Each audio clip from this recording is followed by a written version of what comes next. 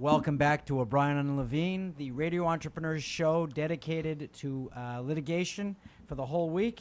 And my co-host for the week, again, is, I need my legal backup, is Mark Z from Mark Z Legal Staffing. Hi, Mark.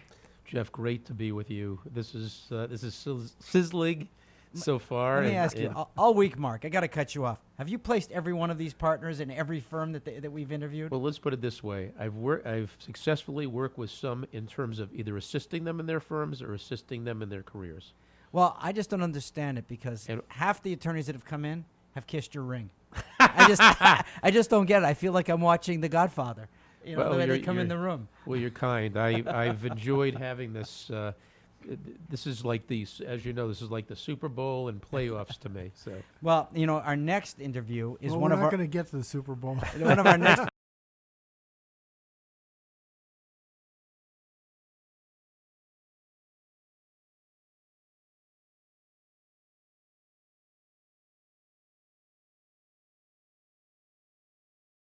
There are a lot of lawyers who can do what you think the problem is, but can you really solve their problem?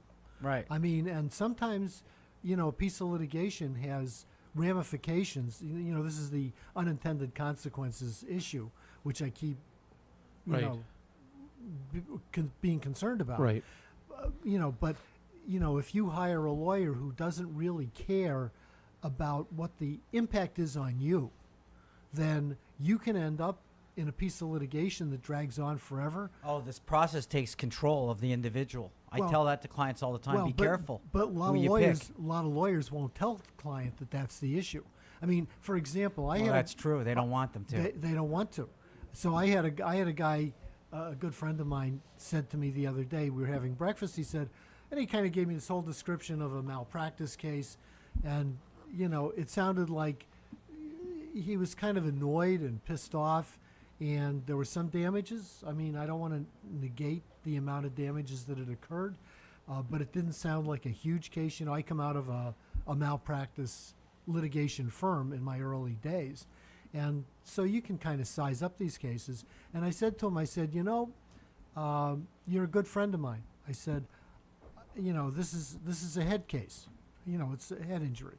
And I said, but this doesn't feel like you need to understand that if you get involved in this case, it's going to suck in your time.